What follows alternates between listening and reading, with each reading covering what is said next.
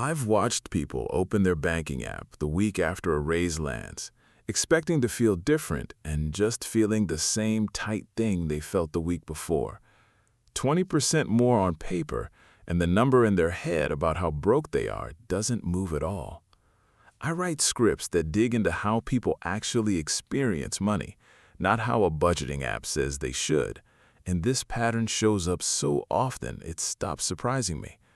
It's not really about the raise being too small. It's about where the comparison point goes the moment the raise becomes real.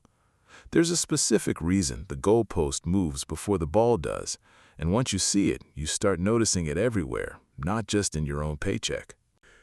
Chapter 1. The Raise That Changed Nothing. There's a specific kind of quiet that happens the week after a raise lands, when the number in the account is bigger and nothing about how you feel has moved an inch. Someone gets the email. 20% more, effective next pay cycle. For a few days, there's a version of the future where things feel lighter. Maybe a vacation gets booked. Maybe the grocery run stops feeling like a math problem. Then, the first paycheck with the new number hits, and life just absorbs it. 3 months later, the bank balance sits in almost the exact same spot relative to the bills as it did before the raise. Nothing dramatic happened, no big purchase, no crisis. The tightness just came back, quietly, like it was never gone. This shows up constantly, and it's never framed as strange by the person living it. They usually blame the economy or a bill they forgot about or just bad luck that month. What's actually happening is more specific than luck, and it starts before the money even shows up. The raise arrived. The feeling of having more never did. Chapter 2. Where enough actually comes from. So now the paycheck's bigger. But before we get to the sneaky purchases, there's something quieter that happens first, and it happens in the head, not the bank account. There's a concept researchers call hedonic adaptation, and it describes something specific. Whatever counts as normal for a person resets to match whatever they have access to, not what they actually spend. The moment a bigger number becomes possible, even in theory, the brain updates what enough means. This happens before a single new purchase gets made. It's not that the person spent the raise and then felt normal again. It's that the definition of normal moved the second the raise was confirmed, and the old feeling of "this is tight" reattached itself to the new, bigger number almost immediately. That's the part that makes it feel so invisible. There's no single moment to point to, no receipt that explains it. Just a baseline that quietly repositioned itself around the number that used to feel like plenty. The goalpost didn't get harder to reach, it just moved to wherever the new number already was. Chapter 3. The Spending You Never Noticed. There's a version of that reset that shows up in actual purchases, and most of them don't feel like decisions at all. After a raise, a specific pattern tends to show up. The coffee gets a little nicer. The commute gets a little more comfortable. Maybe a parking spot instead of the train, or the faster option instead of the cheaper one. Somebody starts glancing at apartment listings slightly above their old range, just to see. None of these feel like spending decisions in the moment. They feel like small upgrades a person has simply earned, each one under $20, each one easy to justify on its own.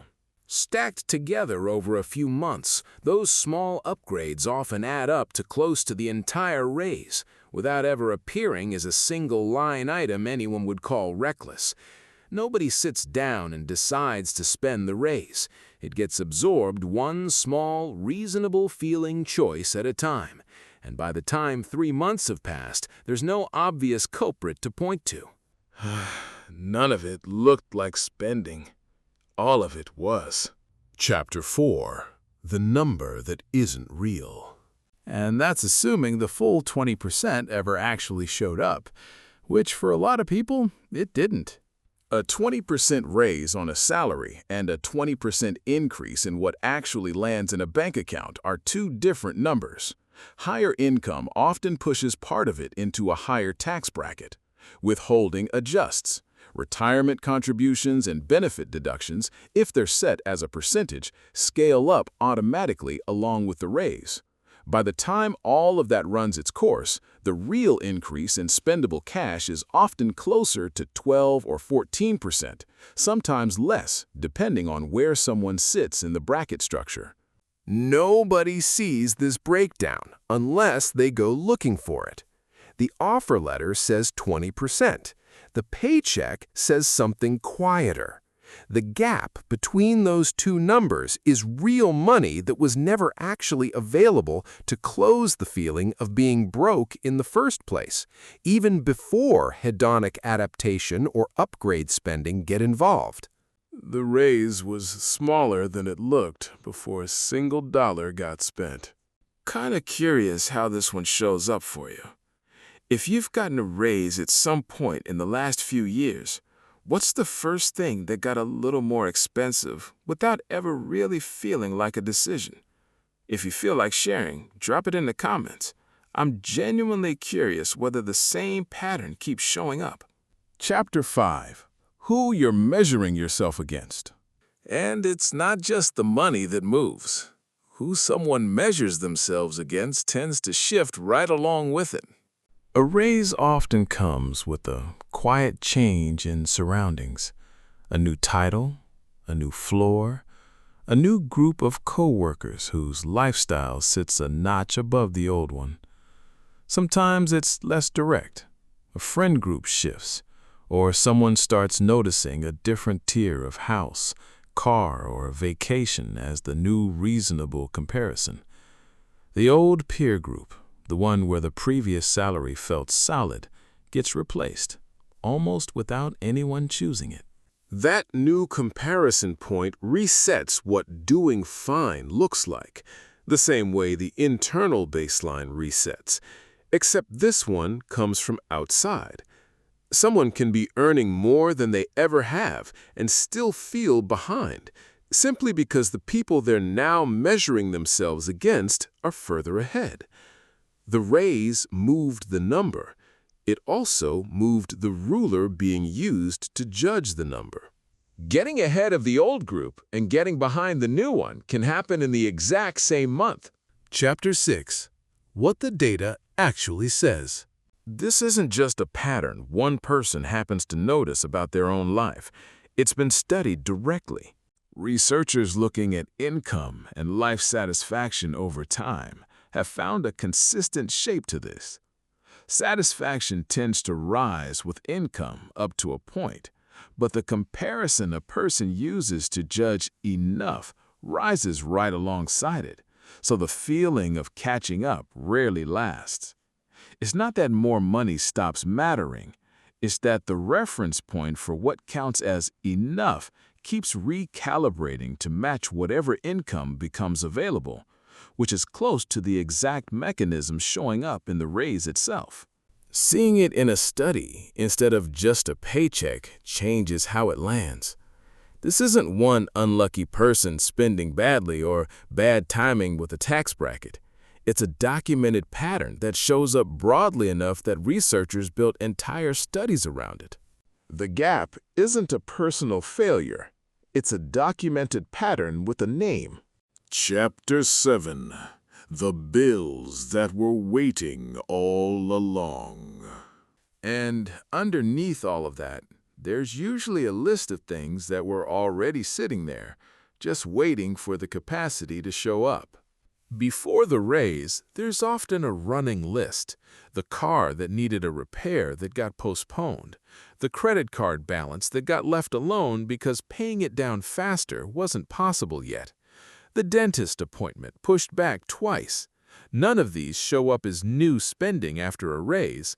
They're old obligations that finally get room to breathe the moment more cash starts flowing through the account. This is different from the upgrade tax because none of it is new indulgence. It's deferred reality catching up.